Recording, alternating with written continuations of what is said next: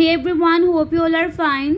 So today we are going to start a new chapter, that is chapter number 3, accounting principles.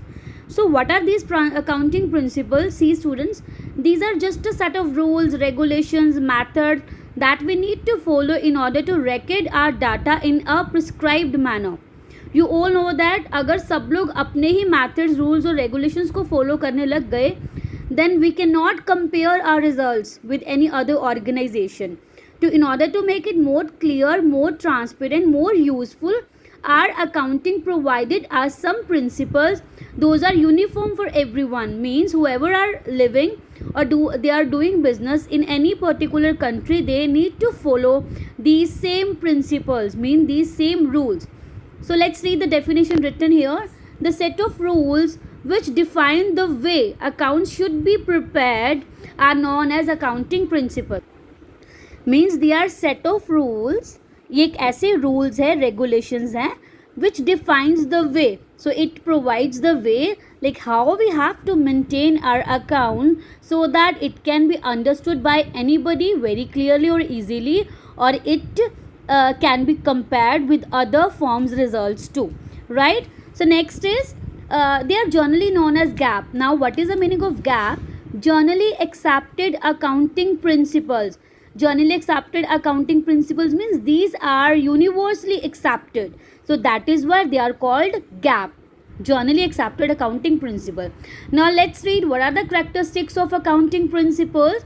So first is they are uniform set of rules. I have already told you uniform means they are to be followed by each and every person who is involved in any kind of business.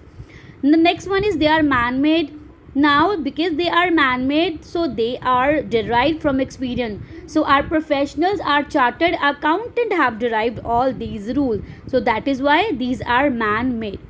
Now they are not static. Static means ये rigid नहीं है. So जब भी हमें लगता है कि there are better rules, better regulations, so they can be changed according to passage of time or according to the requirement. So they are not rigid, they are not static, they are flexible, so that they can be changed anytime according to the requirement of any business. Now accounting principles are to be categorized into two parts: accounting concept and accounting conventions. These concepts are also called assumptions. Assumptions क्यों ऐसा बोला गया है? Because they are to remain same, यानी कि every organization need to follow these concepts and they cannot make any changes in that. So accounting assumptions are same for every business organization, but conventions can be changed because it's vary according to the requirement of the business. So conventions vary कर सकती हैं business to business, but concept can never be changed, so it will be same for every organization. So basically 3 concepts are there in your chapter number 3rd. So let's read one by one. One is going concern concept. So going concern concept says that the organization need to assume that the business will run forever. Means उनको ऐसा assumption नहीं लेके चलना कि जैसे ही वो business को start करेंगे वो बिज़नेस को वाइंड अप कर देंगे या क्लोज कर देंगे. देखो अगर एक्चुअली हम लोग ये चीज़ को देखें, दैट इज़ नॉट सर्टेन.